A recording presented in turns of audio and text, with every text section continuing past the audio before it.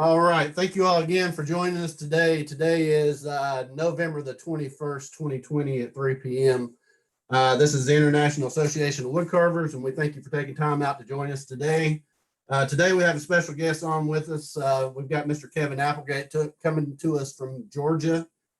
Kevin's going to talk to us about his carving journey and the process he goes through to create his carvings. He's going to talk a little bit about creating clay patterns, I guess, and using those patterns to be able to create his carvings, and talk a little bit about painting and how he does that. Before we get started, I'll go ahead and go through the list again of people that we've got lined up for the end of the year. Wanted to remind you that we will not be meeting the Saturday of Christmas. I think that's that Saturday is December the 26th. We'll not be meeting that Saturday. We'll take that week off, and then we'll pick back up on January the 2nd, so be aware of that. The people that we have lined up coming forward is Jim Feather will be with us on November the 28th. He's going to be doing a demonstration for us on using scrap wood to create ornaments. We'll be advertising that probably later today or sometime tomorrow. We've got Mr. Larry Green that's coming on December the 5th. That's going to be doing one of his Christmas tree ornaments. Mr. Ryan Olson, who is a CCA member, is going to be coming on to talk about his carving journey on December the 12th. And then Mr. Wayne Larimore, who's also in CCA, will be coming on with us to end out the year on December the 19th. So stay tuned for that. Want to remind you too about some online classes that we have available. Dave Stetson's coming up. He's doing his Mel Bus class in December. Kevin Applegate has 2 other classes that's coming up. You can contact him or talk to him about that today, or you can look him up on Second Alarm Wood Carving on his website. Chris Hammock's still doing a design and carving class. You can reach out to Chris. Alec Lacoste is continuing to do cottonwood bark classes. And then again, Ryan Olson's going to have a class in January. He's going to be doing a female bust. It's going to be the second and third weekend in January. So reach out to Ryan if you're interested in that.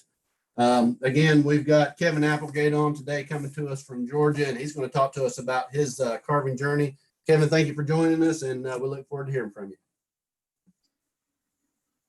Awesome. Thanks. First thing, I want to thank Tom and Blake for this opportunity and everything they're doing with the International Association of Woodcarvers. It's been a great resource during these troubling times, and I think it's going to be a way of the future, and I think we're going to be doing it for a long time. So thanks to those guys. So I just want to talk a little bit about sort of my carving journey, how I get from point A to point B sometimes, from something scrambled in my head to actually getting it out of wood. I'm going to talk a little bit about what I did in the beginning, which was I got some great specimens of carvings here from the early days. There it is, my first carving, X-Acto knife and a laurel branch, back when my parents had a cabin up here where I live now. So that was fun. And then fast forward several years of not doing much, and we got some other fantastic specimens here, nice and square. Little monk guy, a little something, I don't even know what this is, but it had some kind of a curvy beard in it. So that's where I started. Oh, I don't want to forget my square dog. I got my square dog. So those are some of my early efforts. Then it went to a long time of chasing a career and kids around, so I didn't really do much. Then back in about 2010, I was at lunch with my wife, and we passed a little cardboard sign on the side of the road that said wood carving show. And she just looked at me and shook her head. And I said, you know, we're going, right? And she goes, oh, I'm sure we are. And so we did. There was a club. It was about an hour from my house, but I joined the club. I went to a meeting within the next few weeks, joined the club, and they had this guy named Pete Leclerc, who I had never heard of, coming to teach a class. But the class was about 11 months from this time frame. So I signed up for the class, and then I fiddled around with stuff for 11 months and was extremely unsuccessful, and thought, well, maybe this isn't for me, but I was signed up. So I went ahead and waited around and the class time finally came around. And if you ever took a class with Pete, you know he's a great instructor, and he doesn't carve on your piece very much, not like some of the we do with the rough outs and whatnot. So this is the piece I did in Pete's class. So all of a sudden this seemed achievable and attainable, and maybe I could do it.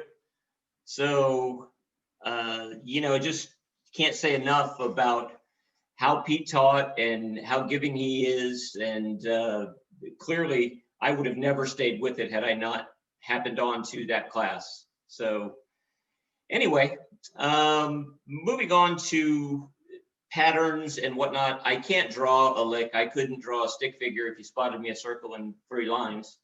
So that doesn't really work for me. But I have learned how to do clay acceptably to turn it into a pattern.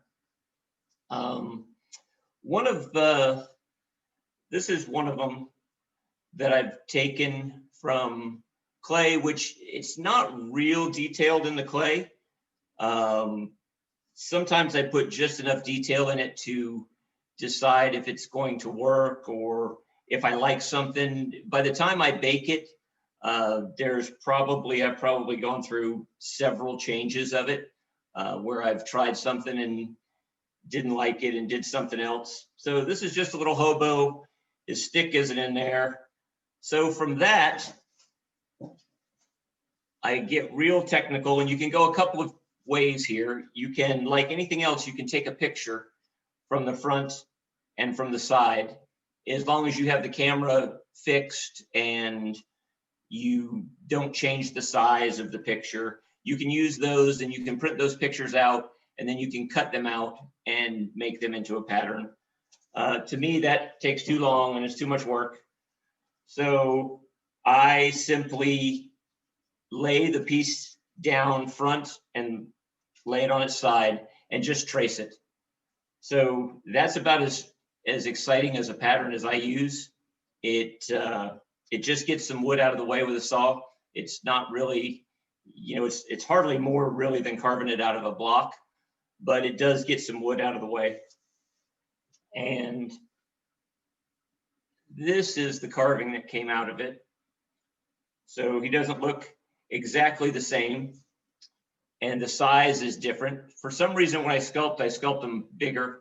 I don't really want to, but that's just the way it works out. So there's sort of the way it came out. The good thing about doing the clay is you do sort of have a go by as you go, because you've worked the gesture out and you've got his arms or whatever needs to be in place. You've worked that out, and you've sort of, by the time you get to the pattern and start using it, you actually have something to go by when you're carving. So here's another one that I did. Here's an alligator that this pattern was a little bit more difficult when I drew it, because he's kind of hard to get to sit on his side so you could actually draw the side view. So here's the pattern that came out of it. You can sort of see that it mimics it a little bit. It's just getting you close. Here's the other side. So, and you can see all this writing on here is because probably when I do the pattern the first time, it doesn't come out right. I just feel like I need extra wood somewhere else, or I have too much wood somewhere else. So I write all these little notes on there so that when I draw the next one, it comes out and I can actually use it. Here's one that I started I was going to have a rough out made of this, and as I carved on it, I realized it's just way too big. It would be way too expensive and way too big a rough out. So I kind of abandoned it when I realized that the pattern was good enough and everything was where I wanted it. And after that, I started, a lot of times now I'll do just a little small one. This is my little fireman. And this one's only out of a 2x2 block instead of a 3x3 block. So all I did here was just the same thing. I just carved it until I realized that it was going to work. And I keep saying I'm going to go back and finish it, but I never do. Here is here's the alligator when it was done. That's the piece that came out of it. Again, it's smaller than the other one. For whatever reason, the clays are always bigger because I don't worry about what size piece of wood they're going to fit on. So then when I decide to do them, I size it down to whatever size wood. So that's the normal process that I go through. If you're having roughouts made, I've done a lot more clay. I just don't have them anymore because I do get lazy and send them off to have the roughout made from them. My cowboy, this Viking, I just did a clay out of it and I sent the clay off and got the roughouts made. I do still carve them. I do still keep a pattern and carve them. Like for instance, this is the pattern I got from the clay. Can't show you the clay because it went away, but I do still carve them out of it before they get back usually. But it's just a way for me to come up with a pattern because I just can't see it side to side, and I don't see the three-dimensional aspect of it on paper very well at all. So it's just a way for me to make it work. The clay is pretty cheap. It's easy to work with. I use Super Sculpey. You can use several things. You can use Chavant. You can use, there's some other Sculpeys that you can use. It's pretty easy to work with. I don't work at it real hard at all. Some people think you need complicated armatures and all of that stuff, and there's just not time to go through and sculpt a piece. But I can tell you that the armature in most of the pieces I do is just simply a loop of wire right here. There's no arms in it. None of those things are in there. You see, some people are better at setting it up than I am, and they do a waist and shoulders and legs and all that. I don't do that. I just do a loop. I sculpt it wherever I want. When I decide I want an arm, I cut a piece of wire that's long enough and I shove it in as far as it'll go and bend it and then just sculpt the arm around it. The head is, again, just a little ball of wire with probably a little tin foil on it, and it's shoved down in there. You know, I just shoved the neck down in there. So I don't do complicated armatures, so they're really pretty easy to do. One of the things, and I don't set out when I'm making patterns. I don't, you hear about proportions and the normal human is 8 heads tall and 3 heads wide, and your head is 5 eyes wide, and there's an eye width between your eyes. And I don't worry about all of that, but I do worry about changing the proportions and pushing the proportions. So if you look, most of my figures are somewhere, I don't measure it and I don't really think about doing it. It's just sort of where my eye takes me. Most of them are somewhere between 2 and 3 heads tall, which is pushing it pretty good. This guy is probably no more than 2 heads tall. This guy you might be able to call 2.5 heads tall. And, that's just where my eye always takes me. I don't think about putting a big head on them. I don't think about trying to make it 3 heads tall or 2 heads tall when I start it. Like my cowboy, I think is probably 4 heads tall, maybe 4.5.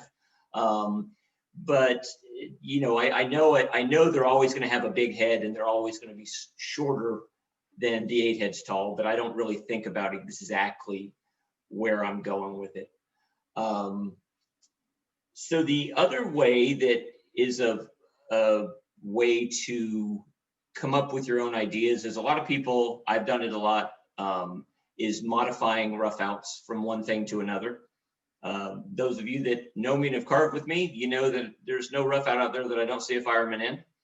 But a lot of times I take it, and I don't always modify them to firemen, mostly, but not always.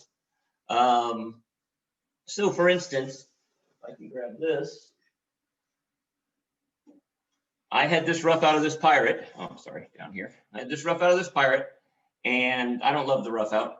And I did it in clay, and I just don't love it. So I decided, well, let me do something else. So I cut one off and turned it into this Santa Claus as a bottle stopper. So for me, that was the easiest way. I wanted to do a Santa bottle stopper. I wasn't really sure what I wanted to do, but I knew I didn't like this pirate, so I chopped one up, and that was just a modification from my pirate. It became a really easy method for me to get another rough out without having to work too hard, which will be a theme of what I do, is not working too hard. I can show you some other ones here. This is, you've probably seen Mitch Cartledge's farmer leaning against a pole. Shockingly, it's not a farmer leaning against a pole. So, you know, there's a lot of things you can do with different rough outs. I think it's a great way when you're trying to go from, you know, using other people's designs to starting to branch into your own designs. I think modifying rough outs is a great first step because the proportions are always there. My opinion is everybody, you know, when you take a class, wants to learn how to carve the face. I think carving the face is easy compared to getting the proportions right of arms and legs and getting the waist in the right place and all of those things. You know, those things are harder than you think they are, to me anyway. So I think that's, you know, a great way to start is to start to modify, you know, other people's rough outs. And most of us that have rough outs love to see what you do with them. So that's the other cool thing too, is something that you didn't see in it. And I'll be teaching a class and someone will come up and go, hey, can we make this out of this? And I'm like, well, I don't know, I'm sure we can, let's see. And you know, it comes out really good. So here's another rough out that again, it's mine, but I modified it a couple of times. This is my little grouchy fireman. Decided to make him not quite so grouchy. Some guy I know carved one of these and sent it to me, something similar, a few years back. So I thought I should maybe make a Santa out of my own fireman. And then my wife actually saw this in this and sort of challenged me to get this little construction guy out of there. And you always hate it when you have a rough out that you turn into something else that you like better than the original, but this one's pretty close.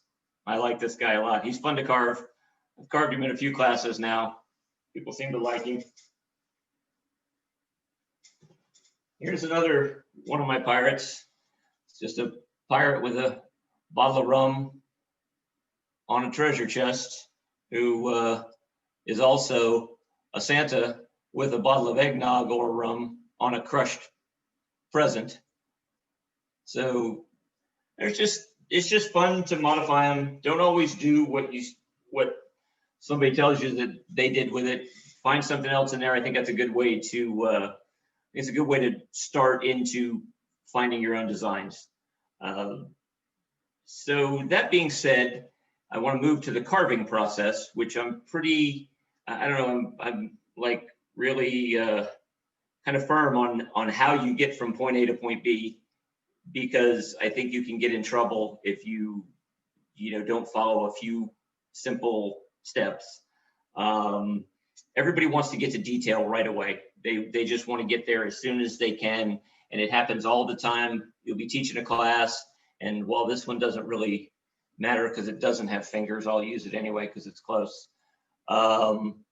So hands are one thing that are really problematic if you don't follow the steps of getting everything blocked in before you start doing detail. This is a carving, and I carve every carving I do, I carve like this. So, and I've put a little bit of detail on this. For some reason, I demonstrated on it after I had it used. I carry this around with me when I teach classes. And this carving is completely blocked in, but there's no detail on it. There's not a lick of detail on this. You know where everything is. You can see the sideburns, you can see the mouth, you can see the teeth, you know that's a nose, you know it's an ear, you can see the helmet, the collar. You can identify every part on this carving. but there's no detail at all, with the exception of the ear that I used to demonstrate. So if you don't follow the steps of getting it to this point before you start doing detail, I feel like there's a lot of mistakes made, and a lot of things you can't fix as easy as you would like to be able to.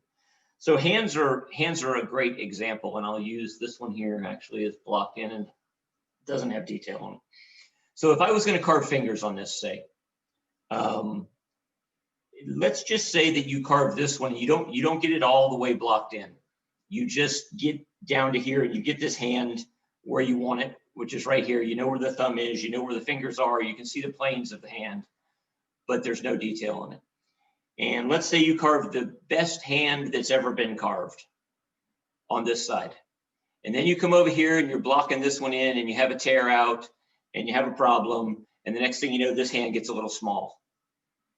Well, if you're only in the blockout stage, you can come back and match this one. But now that you have all this detail in here, you can't go back and fix this because you've got deep cuts in there. So, you know, it's really important that you get everything blocked in, you get everything where you want it, you get everything set up, and then you go ahead and put the detail in. And it's hard to do. I know it's hard. You get that hand blocked in, you like it, and you just want to see it finished. But I'm sure that there's a lot of stories out there, and I'm sure you guys have experienced getting detail in something and then having to turn around and try and fix it. And it's way harder. So that's really the most important part of the carving, I think. I think getting everything blocked in is the most important thing that you do in the carving. Most people would think it's the detail. I don't think it is. I think the detail is pretty easy once you get that part done right. All right, so now we've gone through and we've made a pattern, or we've modified a rough out, we've carved it. And so now I'm gonna talk about my crazy painting ideas, most of which is whatever I have handy and whatever's the easiest, because I hate painting and don't want to work very hard at it. So I paint on the dry wood. I don't pre-treat it. I don't paint it wet. And that's just, again, out of laziness. I feel like if you pre-treat it, you have to paint it from start to finish in a reasonable amount of time. Otherwise, it starts to not take the paint the same. And I can't say if I sit down that I'm going to continue painting. So that's one of the reasons I paint dry. I can stop anywhere I want at any time I want and not pick it up for weeks or months if I want. So that's one of the reasons I paint dry. The first question that comes out is always about the end grain. And I'll be honest with you, I don't have any problems with it. This carving was painted with no pre-treatment at all. And if you want to make the argument, I'm sure you can make the argument that this is slightly darker than this, or that this top end grain here is slightly darker than this. If you want to make that argument, I'm sure you can. But to me, it's not enough to matter. I don't see it being a big deal. So I paint it dry. The end grain is always the question. Again, I don't see it being a problem. After that, I'm going to take probably whatever I grab first, or whatever I have mixed, because some of this stuff I mix, and I'm either going to use, and you probably don't need to see all of this, but it's just easier, I think. I'm either going to use boiled linseed oil, which I do tint slightly with burnt sienna artist oil paints. So when I say slightly, it's, you know, if I use a quart jar, it's maybe a 1/2 inch or 3/8 of an inch of paint out of the tube. I mix it up in a little small amount of the oil. I always keep it in a quart jar so I can see through it, so I can make sure that it's in good shape. You will have to shake it up each time you use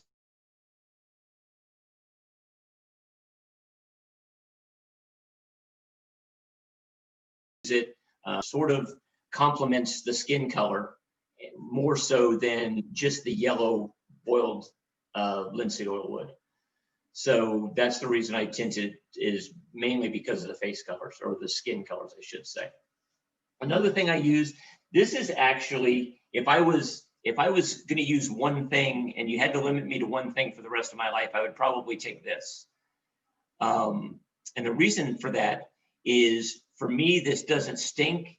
It's not sticky. It's Minwax pre-stain. It's supposed to, it's actually made for the end grain, so you don't, you get the even coating.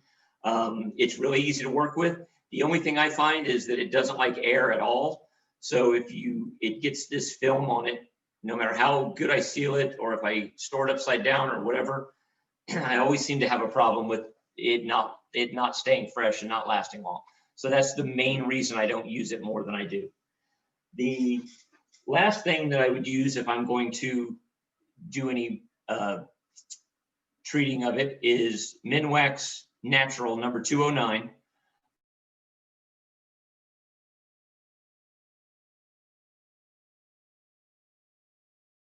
I don't like that. To me, that's sticky and it smells more than the other stuff. So that's the reason I don't use that. The only reason I have that is because I hadn't used it in like 5 years, and I just thought, what the heck, let me try it and see. And I just didn't find any reason to use it. For me, that's just the stickiness and the smell was too much. So that's why I don't use that.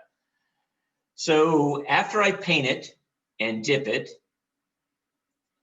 once again, going back to the I'm lazy part, I do not know colors and color theory and all kinds of stuff that would complementary colors and cool and warm. All of that is way too much for me to learn to hate painting as much as I do.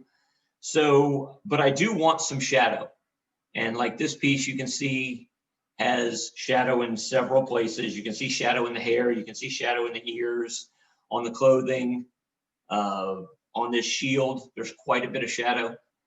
And so I had to find the easiest possible way to do that without having to learn anything important. So I take Howard's Feed and Wax, and that's how it comes. Just, it's a yellow color. So the first thing you do want to be careful of is if you put it, I'm going to tint some of it also. So if you want to put the clear stuff on the skin tones and certainly on the eyes, because the tinted stuff will get a little, it can get a little bit too much on the skin tones. So on the skin tones, I use the clear, or if I'm doing Santas, I'm not a big fan of antiqued or dark colors on Santas. So I keep them pretty bright. So I use just this on the Santas. When it comes to the shading, I'm going to use burnt umber artist oil and mix it in with some of the Feed and Wax. Again, you're going to mix it light, dark. What I normally do is I normally mix for a whole one of these. I put about an inch of paint in it. And once I get it mixed up, when I go to do the shading, I put some of the dark tinted on a paper plate and some of the clear on a paper plate, and then I'll hit the face and the skin with the clear, and then I'll determine how dark I want it, and I'll mix between the two to make it darker and lighter depending upon where I'm shading. Like if I'm in a deep corner inside the arm or something, I definitely want a lot of shading. I'll hit the darker in there. If I don't want quite so much shading, maybe on the hair, then I'll kind of mix it and blend it down a little bit. So after I do that, I do let it dry for 3 or 4 days, most times, sometimes longer, not usually shorter, because I do spray the Minwax clear satin poly over top of it, mainly because mine are getting carried around and handled a lot. So it keeps them from getting dirty.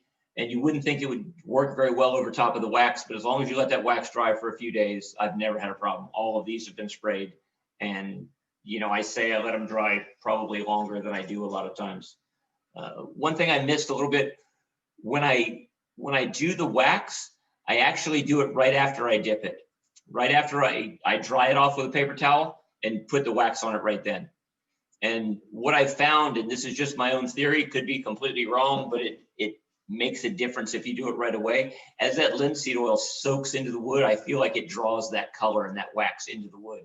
It looks different if you shade it right away when you dip it than it does if you wait 3 or 4 days for the linseed oil to start to dry. The wax does not draw into it nearly as well.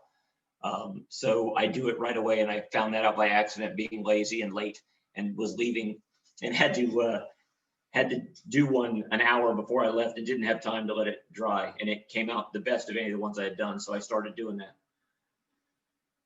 So that's really most of that procedure in a nutshell. If you have questions, I'd love to have questions and do some interacting. That's the toughest thing about this Zoom stuff and the teaching. You literally feel like you're just talking to yourself for hours at times when you're doing classes. So that would be great. And I'm also going to carve a face on this Santa here before it's over. But if there was any questions on the ridiculously crazy procedure I use at times, or if I was unclear, which is probably certain, if anybody has anything. So Hey, any Kevin. reason you do firemen? Sorry, can you say that again? Why are you doing just firemen's most of your roughouts? They're amazing, but why firemen's? Well, if you look on the wall behind me, it would probably be that normally on my tables, on my show tables, you see a lot of firemen, you see a lot of Santa Clauses. And normally I ask people, I bet you can't figure out what I did for a living. And they all say fireman, and I say, no, I'm Santa Claus. But so yeah, I was a fireman for 32 years, and I like carving them. Kip, They're amazing. Yes. this is Roger Bean. Hey, man. And I want to thank you for taking the time to do this. And I've never tinted the Howard's Feed and Wax. Have you ever used like on a Santa Claus, a darker red and tinted it? I have, and I'm just not good at it. Most of the things that people do that work for them, I've tried, and I'm just not good at it. I've used all different kinds. I mean, I may have done it on this. There's a couple of them around here, and I've tried so many different ways. I've tried Gary Phelan's method of putting a little bit of black in the same color that you're using. I've done different darker reds. I've done it all, and I just can't make it. It either doesn't make a difference to me. The carving looks the same. So I feel like it takes me 4 times as long to paint it. Right. And I don't see it being worth it. And it's all just because I'm not good at it. There's, I mean, most of the times, like when I'm carving this Santa face, one of the things I'll say is, I don't put a lot of sideways flow in the beards and stuff. Right. And it's not that I don't like it or that I don't think it looks good. I'm not good at it. I don't like the way it looks when I do it. So I just keep it pretty straightforward. So it's mainly the burnt umber that you use in the Howard's Feed and Wax? Yes. Also, I wanted to show you and thank you. This is a blade cover from your pattern. Awesome. I have one of those. You Yeah. sent me one. I That thing's know. awesome. I made one for PJ too. Did you? Yeah, that's those blade covers you are cool, and that was very, very cool when you sort of did that same profile look to it. Yeah. Very cool. Glad Great talking to appreciate you, man. Haven't seen you in a while. No, it has been a while. Anybody else? Come on, we gotta have something. A When you quick say question. You mentioned Minwax pre-stained wood conditioner and finisher number 209, but I gathered you didn't really like them and did not use them. Is that right? Yes and no. I don't really love that. I like the effects of the 209, but I personally don't like working with it. And some people complain of linseed oil smelling. Some people complain of this and that. The linseed oil doesn't bother me. The 209 smells to me, and I just don't like working with it. So I don't use it very often. Like I said, I hadn't used it in about 5 years, and I thought, well, maybe I was overly critical. So I grabbed another can of it about a year ago, and I used it a couple times and decided I still don't like the smell. And the pre-stain, I think, is actually the easiest one to work with. It's just a pain in the neck because it does spoil pretty quickly. It gets a waxy film on it, and so it's just too much like work. So being the lazy person I am, I go back to the linseed oil and live with it. Great. Thank you. Yep. Thank you for all this too. Yes, sir. What reds do you use in your fireman and in your Santa Claus? Okay, this is going to be very, very technical. This is almost as technical as Chris's. I put the red paint on the red shirt. I use Santa red. That's the truth. I can stand up and go find it if you want to know what brand it is. I don't remember which brand it is, but it's literally called Santa red. And the reason I use that is because when I thin it, and I use it on the firemen as well, on the shields and stuff. And the reason I like Santa red is because when I thin it, it doesn't turn pink or doesn't turn maroon. It stays red. So that's, I've got 20 reds here like everyone else, but Santa red is the one I use mainly because when I thin it, it stays red. When you say you dip your carvings, what do you use when you dip them, and do you dip every carving? Dip is like the term that everyone uses. I don't know that anybody really dips the carving. Some people used to, and I used to have a gallon of stuff that I could dip it in. I just brush it on. I just brush the linseed oil on. And yes, I do every carving because it just did. I find it weird that we sit here and use these water-based paints and then dip it in some oil-based product to make it look like oil paints when we probably could just use oil paints. But yeah, it just looks too flat. It's got a flat, terrible look if you don't dip it. Now I've messed up and I've not dipped them and just vapor locked and gone straight to wax for no apparent reason. Probably once again because I was late and had to leave. But and it came out okay, and I can't even remember which ones I did it. I know I did it in a block of 2 or 3 of them, and I don't even know which ones I did. I can't tell the difference anymore. So perhaps you could experiment and just wax them and not even dip them. Who knows? Because I know I accidentally did it to a few, and they turned out fine. So. Thank you. Hey, Kevin, on your clay pieces, when you do the clay, once you get it to the point where you're ready to make your pattern and say you want to send that off to have a rough out made, do you have to bake those? Is there something you do to the clay after you get finished?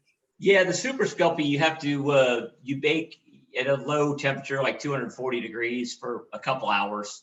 And if you're going to make a rough out of them, they've got to be pretty stable. So the best thing to do is bake it in the evening, like after you've cooked for the evening. Bake it for the couple hours, then just turn the oven off and leave them in the oven overnight so they can cool nice and slowly. Because they can crack.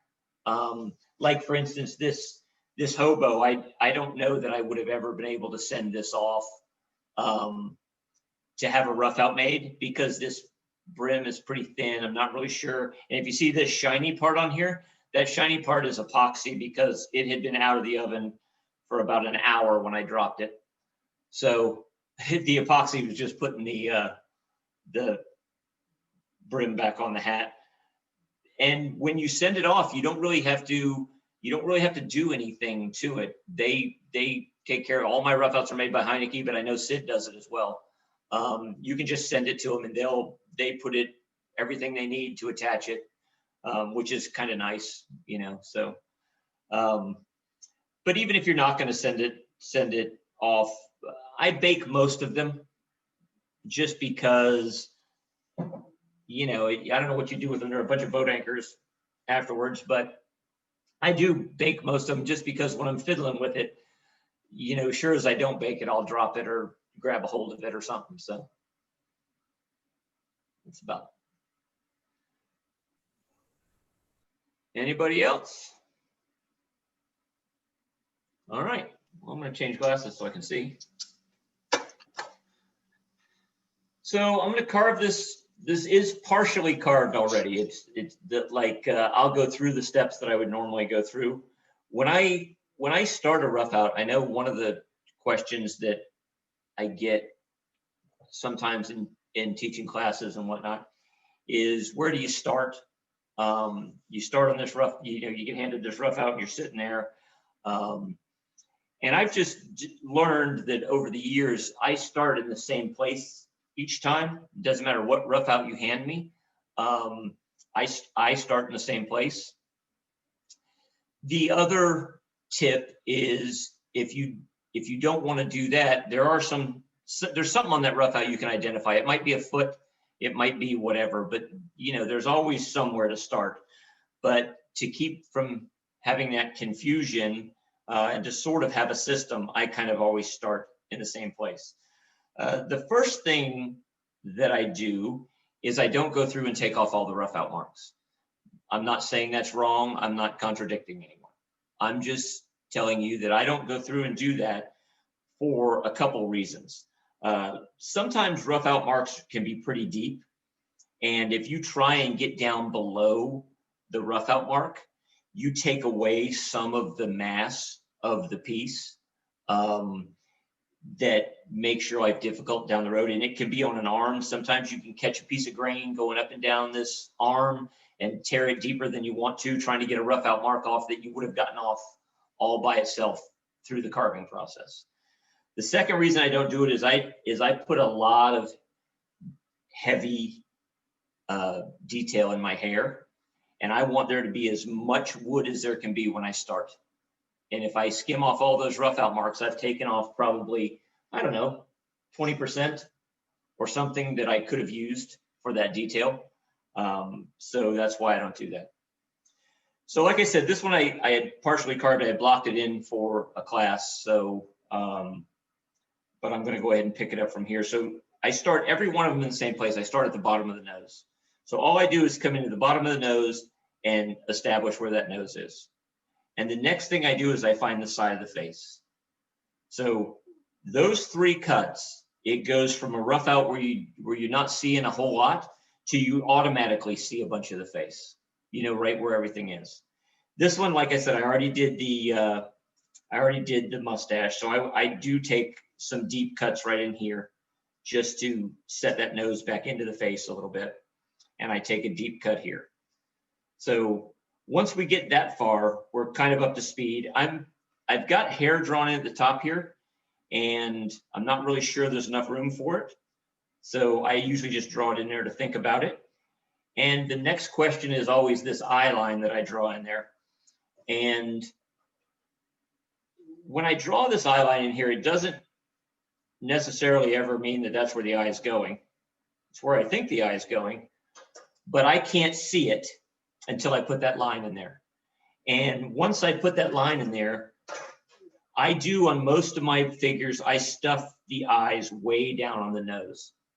There's a couple of things that, people end up doing over and over and over again that somehow becomes a style of theirs. And one of mine, aside from the size of the heads and the 2 or 3 heads tall, is I do keep these eyes really, really low on the nose. So even though this eye line looks like it could even be in the right place, or, for me, it looks high because I'm so used to having it so low. So I'm not going to carve it off and then redraw it and carve it off and redraw it. I draw it one time and then I just adjust when I go to carve it. So the 2 lines I just put on the side are basically the width of the bridge of the nose. It's not exact. It's just gives me something to start with. So I do carve a socket, and I don't worry a whole lot. I'm quite comfortable with the fact that I'm more of a cartoonist than anything in this stuff. And we know that caricature runs everywhere from just north of cartooning to just south of realistic. And I understand that I'm on the cartooning end, so I don't worry a whole lot about it. And I know which direction the eye sits in the head. And I know that mine are going to be exactly opposite for the most part, but I just don't worry about it. And neither does anybody else that doesn't see mine. So the first thing I do is I'm going to come over here. And when you start out here, the face already has that wedge shape in it. The rough out kind of does when I shaped up that nose I did. So you're sort of carving air when you start out here. And then as you go in, it gets deeper. This is probably a 1/4 inch-ish, number 9, maybe 3/8. So all I'm doing is just getting the start of something. It's not very big, it's not very much, but that's all I do to start with. The next cut I'm going to make is I'm going to go ahead from the corner of this nose, and I'm going to go straight up to that inside corner of the eye. And all I'm doing really there is just giving the nose a little shape. I just made the side of the nose. So I'm going to do this other side, same way. I don't care about them being straight across, I actually kind of want them to be a little off. So sometimes this one just sort of creeps up a little bit higher. Same thing, side of the nose.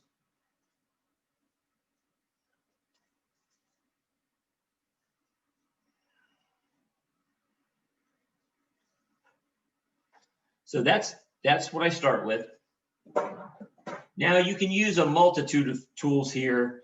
You can use a dockyard if that's what you have. I have this Drake, 3/16 number 11 or something. And what I want to do is I'm going to get really deep in here. Every carving instructor you've ever had has told you the deepest part on the face is the inside corner of that eye. And so I'm just getting really deep in here.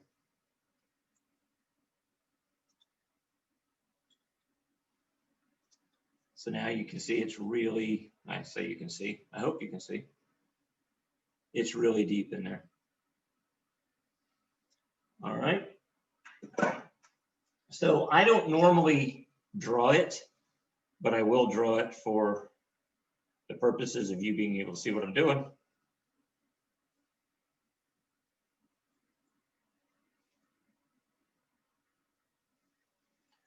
So now there's the start of the top of the eye there. And if you look hard, this one is slightly higher. It's not a lot higher, it's just slightly higher, but it is a little bit higher. I'm going to take off this little ridge that I made on this nose when I use that gouge. And I'm going to go ahead and take this Ramelson number 9. Again, I don't even know what size this is, maybe 3/8. And I'm going to come in the side here. And I'm just going to establish the side of the nose. I'll do the same thing over here. You can draw lines. I should draw lines. You can draw a line there to see side to side that it's the same width from the bridge, and you can look at it from the top. I usually get it pretty close. Whenever I do that, it does leave this little bit of a tab right here that has to be cleaned up.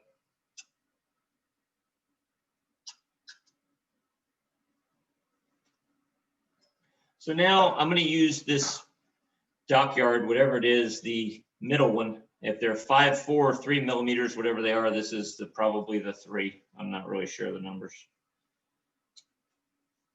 It'd be like learning to paint. I'd have to learn a whole new thing. And I'm just going to go ahead and take that line off. And do the same thing over here. Whenever you do this, these wings are pretty shallow. So I always go from the center of the eye to the inside corner, and then from the center to the outside corner to keep me from catching those wings and tearing. So now that ridge, and I don't know if you can see it, it's really hard. This ridge right here from that tool now sort of becomes my pencil line where I'm going to carve my eye. One thing about my eyes is on this inside corner, they're not almond shaped. It kind of, and these eyes are huge, so they may show it. This one right here, you can see this big flat spot. I have a flat spot against the nose, which again, I don't know why. It's just the way I carve it, so that's what I do. I stick it in there pretty deep. Then I take right along that ridge that I showed you, and I stab that. And then I just determine where the bottom of the eye is going to be. It doesn't really, there's not really a lot of rhyme or reason to it for me. I just pick a spot. So now I have the inside corner of the eye carved. So if I was carving this just sitting here carving it, I would run this knife all the way around this curve. Some people, have a little bit of a problem doing that. So the other thing you can do is I drew in the bottom of that eye, and I'm going to do the same thing out here that I did on the inside. I'm going to go right there on that ridge and put a deep stab, and I'm going to go right on the line, trying to take the line out. And I'm going to make a deep stab, and I'm going to take that chip out. So now basically I have the inside and the outside corner of the eye, and it looks like an eye already. This is where I'm telling you the eye should sit like this in the head, and my eye right now is sitting like this. And I don't really care, but I do correct it a little bit. So where this bottom is, I'm going to go ahead and get rid of some of that and push that eye back a little bit. The other thing I didn't do is I got to connect these two little spots right here. The chip from the inside and the chip from the outside, I do have to connect those. Forgot that talking about the backwards eye.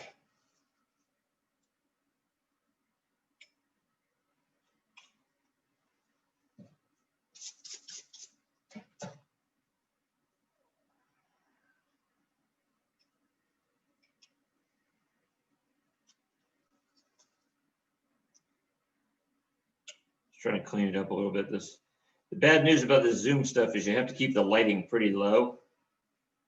So trying to carve it, you're almost carving by braille here at times. Okay, I'm going to go ahead and follow this corner of the eye out too. I do that afterwards. Again, if I was carving the whole eye across and not trying to do the two chips, I would just do it all at once, which I'm going to do on this side, so you can see how I would normally do it. And you may like doing it that way better. Same chip inside, or the same stab cut inside. I'm just going to follow that ridge line all the way over here and follow it all the way out. I'm going to come back up and relieve to it.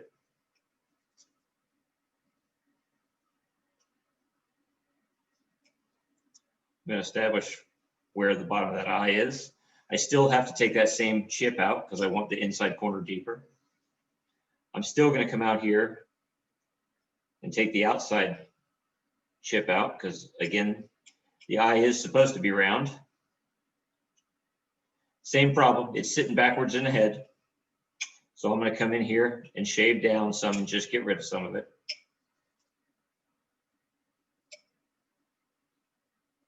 Like I said, I don't really care that they're backwards. It is a cartoon, so I don't worry too much about it.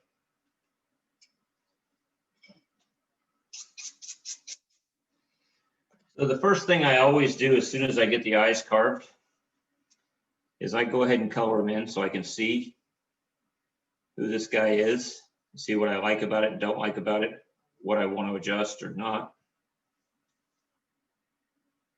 So you can see this eye is a little bit higher than this one.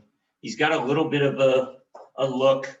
I like jolly, happy Santas, but perhaps from my childhood, all the Santas I carved seem to be giving somebody a little bit of the side eye, like they can't really decide what list they belong on.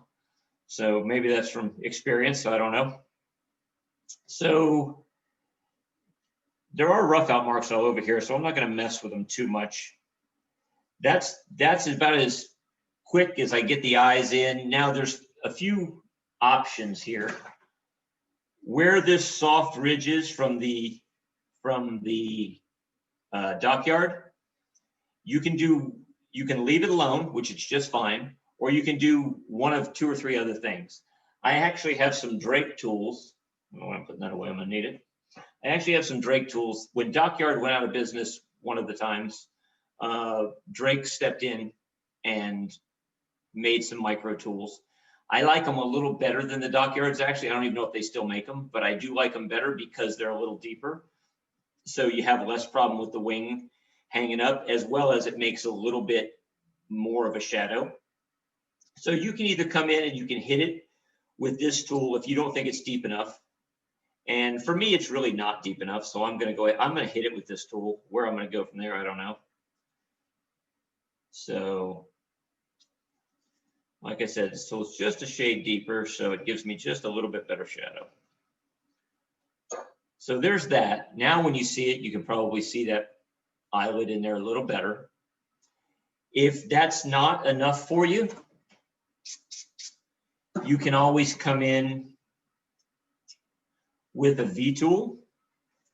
And I'm just gonna keep running one after the other so you can see the difference. So I might actually leave that one just like that because it's good enough. But if it's not enough, you can come in here with this V tool, same thing, center in, center out, so you don't tear anything up. I'm gonna come in here with this V tool. And now you can see from one side to the other, it's quite a bit deeper. So once you do one, you kind of have to do the other. Just caught that a little bit with that. Tear that up a little bit. So now it's deeper. That's probably, you know, the look that most of the time you'd be going for. And if it's still not deep enough, you can take your knife and you can still come in here and you can go in the middle of that and you can relieve back to that and make it even deeper. So, you know, there's just all levels of however soft or crisp you want that to look. All right, so I'm going to call those done for now.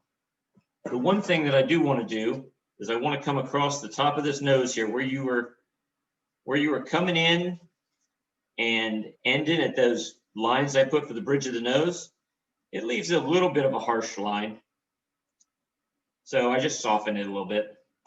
When you do that, you can see that this is crooked right here. So I'm just going to fix that.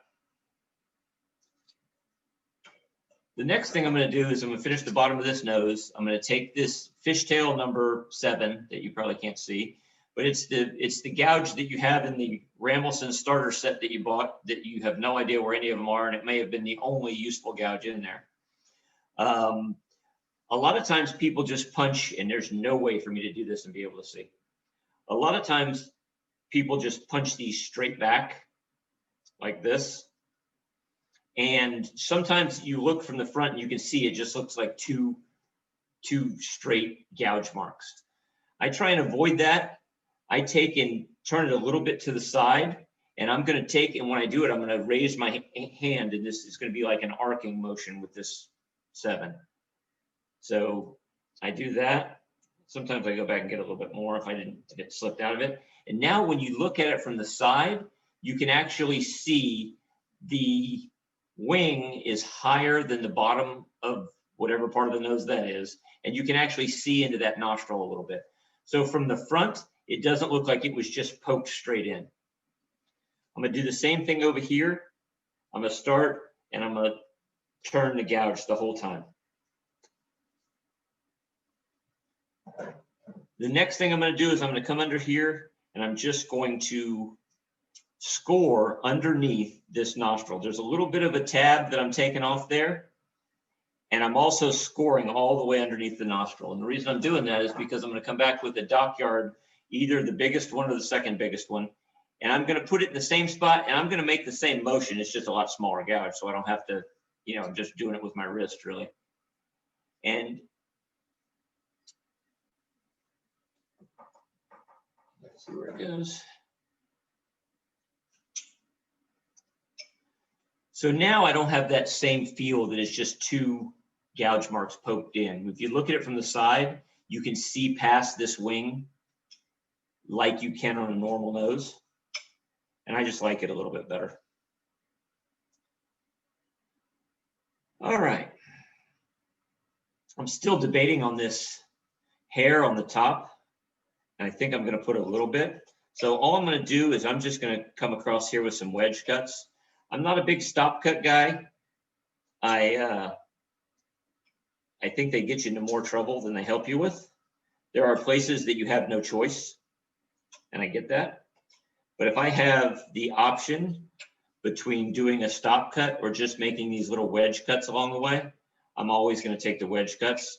Sort of the same philosophy that if you use a soft V versus a true V, that you can move the line easier. I feel like it's the same way with this, that if you do this, you can move it a little bit easier. Okay, I got it The one thing I do have to do though is I have to come up here into this hat a little bit and relieve a little bit back up underneath here. So it looks like the hair is coming out under the hat, not just part of it. All right. All right, I'm not going to put a mouth on it. I don't put a mouth on a lot of Santas. I just think I just like the look of just the mustache and the beard. Next thing I'm going to do is I'm going to come up here, probably going to use that same number 11 that I had for the eye in the beginning. I'm just going to split that eyebrow a little bit. Get rid of that tab. I'm going to come back with that number 9. And I'm just going to end the nose. The nose has to end somewhere, so I kind of just come straight down here a little bit. And when you're not on video and you're doing it by yourself, they pop out pretty easy. But when you're doing this, you have to fight with them.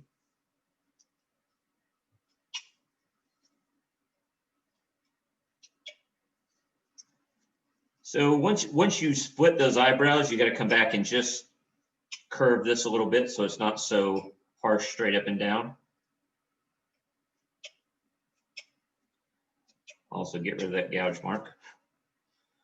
All right, so now I'm gonna move to the hair, and I'm gonna talk real briefly about what I do with the hair and why I leave these rough out marks on, because I know I'm gonna go through and get all of them with no problem. I start with, and again, I have no idea how wide this is. It's about a 1/2 inch number 7. It's a Swiss. We know all tools aren't created equal. Everybody's number 7 isn't the same. All the number 9s aren't the same. Some are deeper, some are not. This is a Swiss number 7. However many millimeters is about a 1/2 inch. And so I go over this hair about 3 times, and I go from wider and flatter to more narrow and deeper as I go. And I'm going to do this one section right here. Really, it's probably all we'll have time for. But the one thing you do have to think about is what direction the hair flows.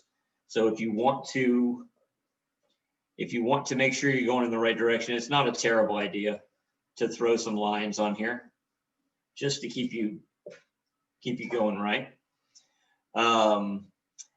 And when I'm done, I'm going to want to fold some of these little hairs up underneath the other ones rather than just having that straight line or having the straight line of the mustache. You can see, maybe if it'll focus, you can see that these are all tucked up one underneath the other. So you have to sort of start thinking about that early on. I start thinking about that in my first round here. I'm already thinking about where those folds are going to go.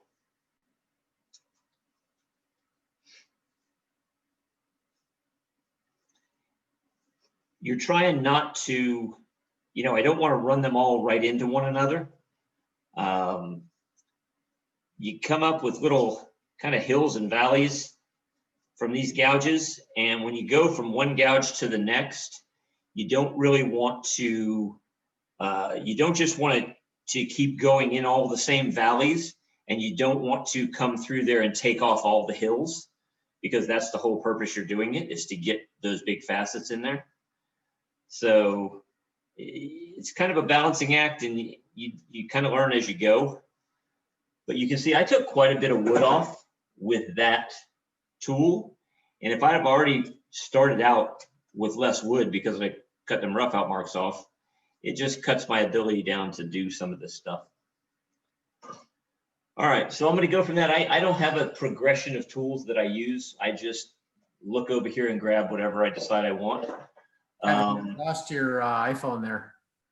Oh, well, how do I do that? Maybe it'll be back now. Yeah, Somebody in Little Rock was calling me. Not really sure why. All right, so I did this half of it. I'm going to go next to, a 3/8 or something. It's a Swiss also. It's a number 9, but it's a pretty deep number 9. So like I was saying, I don't want to take I don't want to just go the next one in the valley and the next one in the valley and the next one in the valley. That won't look good. And if I take all the hills off, this is just a waste of time. So you kind of have to get a feel for it and just mess with it. And sometimes you'll be in a hill and take off, you know, or in a valley and take off one of the hills. Sometimes you go around it. Sometimes you go in the same spot, the wrong direction, and break the grain every time you do it, which I've done that one. And you can see I'm turning my gouge a little bit. I'm giving it a little something, but not much. It can get a little patterny if you're not careful, and this is a little bit. A couple of things can happen. Sometimes I really despise it, and sometimes I don't mind it, and I just let it happen. Sometimes you can get a little ridge here from where you're going because of the grain. I don't really mind it too much unless it gets to be too much. So, you know, you just have to make that determination. So now you can see we've got a deeper, we're getting some flow in there now. You can start to see a lot more texture. So the next thing I'm going to go to, again, I'm going from wider and flatter to more narrow. I'm going to go ahead and use this soft V, I think. I'm not really sure if this is going to be the last round or not at this point, but you know, even though this is a big tool, you can see the difference in how wide that is and how tight this is. So it still makes a big difference. And again, I'm thinking about where these folds are going to be. That's what I'm doing right now. And all of those three places I just put in there are all going to be folds. I'm going to go ahead and break this piece off again because I've done it with every tool.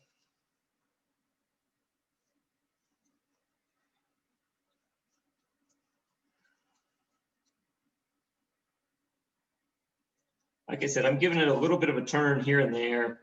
I don't try too hard, but as long as they're not just flat straight, it gives you something.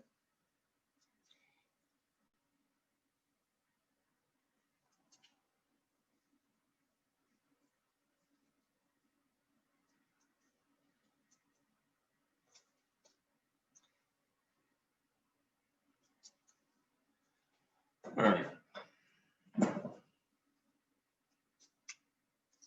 So now you can see, if you look down here at the mustache and at the back here, even up here at the hat, and I've run into the hat a few times, but it's really thick, so it's easily fixable. But if you look at this mustache, and you can see how much I've gained here compared to what I had over here. So that's why I need that wood there, because I'm going to go deep, and I'm going to move a lot of wood, and I'm going to make a lot of depth there. So now I'm going to, just because these didn't show up as good as I want them to, I'm going to take a true V and I'm just going to hit it a little bit right here so I can see them a little better. And I'm going to round this cheek a little bit. All right. So when I do these folds, I'm going to come here and I'm just going to follow this. You can see that I have the line from the gouge right there. I'm just going to come straight down that line. Then I'm going to come over here and cut off and make that fold in there. And it always makes a perfect little triangle. You know if you're doing it right, if it's going to work.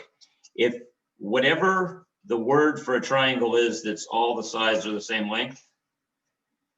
If you get a triangle that looks like that, you pretty much know you're in the right spot. So I'm down here on the gouge line, going to come over here. Got that same three-sided triangle that's all equal. And if I could get rid of this one little thing right here that's annoying me. And it's really hard to see without paint, but I just like this folded look rather than the straight up and down line there. So the same thing on the back side. I'm going to follow it down a little bit, and I'm always looking at where that hair folds up underneath. So for here, I'm still following that gouge mark down and taking that triangle. And you can see that it gives you that effect that hair is folded up underneath there instead of just taking a triangle out and making it jagged on the edges. Same thing here, follow the gouge.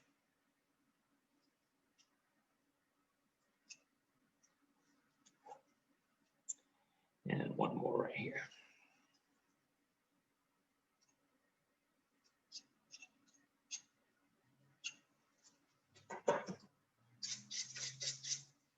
So now I just like the way that looks. They're not just jagged on the edge. The triangles go with the flow of the beard. And when you hit that, going back to painting, one thing people forget to do sometimes is once you put this white wash on here, people forget to come back and dry brush white on top of white. They just don't, they don't think about it. I didn't think about it for a long time. But it really gives you some depth, and it really shows off these highlighted facets that I leave in there. So I'm going to show you one more thing on the eyebrows that I do that, once again, when I say I do it this way, it's not saying that there's not other ways to do it. And most of the time when I do anything, it's because I don't do the other way well. I don't do just the 3 or 4 lines for eyebrows. I try and get 2 layers in there. So I start about the middle of the eyebrow line and I go up, and just with a little bit of flow, a little bit of curve, I go ahead and get some eyebrows in there of some description. I'm trying to see if you can see it. And I tend not to use a V tool because I think it just draws too much attention to it and I want it a little softer. I'm going to draw attention to it by dry brushing the white on it. The next thing, and you know, this is a crapshoot. You got to figure out which way to hold it. I'm trying not to just make them longer, and that's easy to have happen in the grain and stuff. I'm trying not to just lengthen out those other ones. So now there's 2 layers there, and this one's probably easier to show because you can see there's 2 or 3, if I can get it up here. There's 2 or 3 layers of eyebrows there. Some of them do end up, you're in a tight little spot. Some of them do end up being that one long piece that you don't want, but it's just the nature of the business. So one more thing I'm gonna do is I'm gonna do this mustache on this side. I don't split my mustache. I just try and do it kind of free form. But again, I'm already thinking about those folds. The second I'm doing this, I come out here on the edge and I'm already thinking about where these folds are going to be. You can't get as many tools on the mustache because there's just not as much wood. So I usually start with that fishtail number 7. I usually only do 2 layers on it. And a lot of times I'll start with that fishtail number 7, and then I go straight to a Drake little small 1/8 inch V or something. Again, thinking about these folds, I tend to put them in first and just get that done.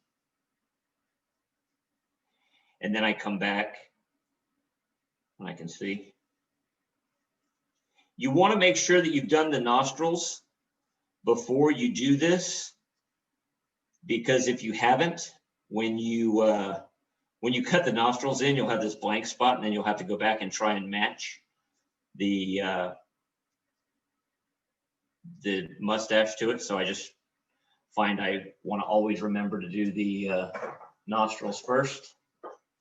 Same thing with these folds here. I'm going to take and lay it right in the gouge mark. Then I'm going to find that triangle. So I got the, you know, again, they look like they got the equal sides every time. Same thing, I'm going to find the gouge mark. Find it there. You got a big old chunk of beard hair right there, so I just had to take a little bit of that off too. Same thing here, gouge mark. I don't really worry too much about where it ends. This one, because I made that cut, I've got to do a little something with it, but normally I don't really care. But that one looked a little funky.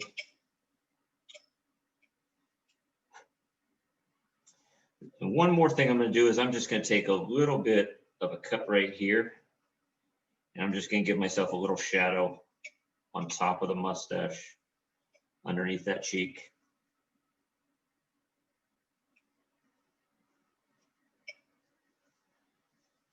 And as soon as I'm trying to put the tool down, I see that I want to mess with it a little bit.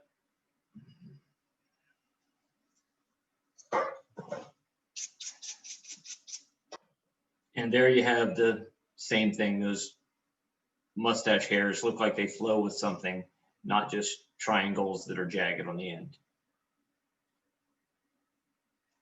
I didn't put bags under him. I see as I look at it, he could have thrown some bags under him and whatnot, but I'm sure you're tired of listening to me babble at this point. So unless we got some questions, that's all I've got. Everything that's ever roamed around in my head about wood carving, you got in an hour. Hey, Kevin, can you talk a little bit about your offerings on your website and about your classes? Yes, sir. Thank you. So my website is Second Alarm Wood Carving. I do have all of my rough outs available on there. On December 5th, I have the Santa ornament class coming up. It's a 2-hour class. And you can sign up for that on the website. And then on December 4th and 6th, I have this little small full body simple Santa that I'm doing. That's 4 hours, 2 hours each session. And I also do one-on-one online coaching. I prefer to do it with my rough outs because it's just easier to do it that way. I do other stuff, you know, I've done busts from blocks and all of that stuff as well.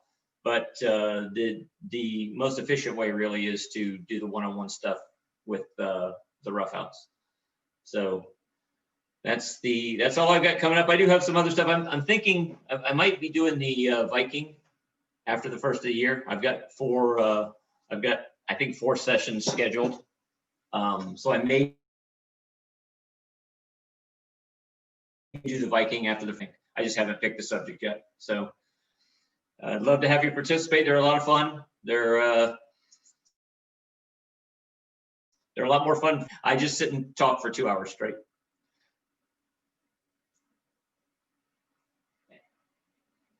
Anybody else? Name again. I couldn't get that.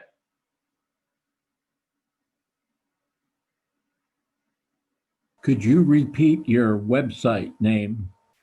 Yes, sir. Second Alarm Wood Carving. That's with a 2 ND, Alarm Wood Carving.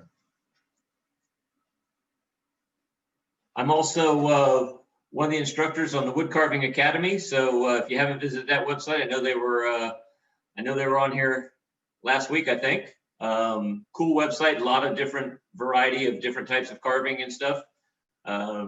I think it's again going to be a great thing. When I think about all the classes I traveled to, not that I wouldn't do it again, but it would have been nice to be able to sit at home without some of the expense at times as well. So if you haven't checked that website out, you should do that.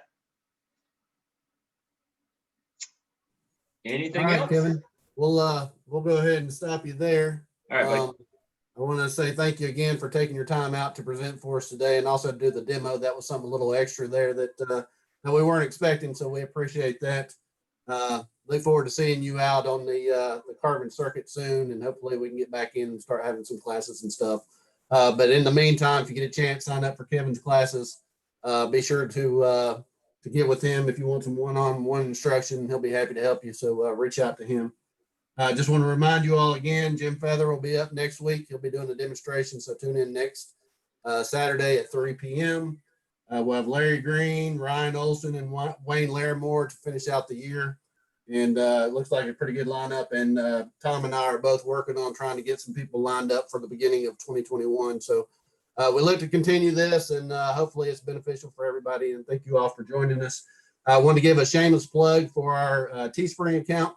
Don't forget Christmas is coming up. So if you're looking for International Association of Woodcarver t-shirts or other merchandise, check out our Teespring account. There's some cool stuff out there. We'll probably be putting out some new designs, so check that out. Thank you all again for joining us. Kevin, thank you for everything that you do for wood carving, and we'll see you all next week.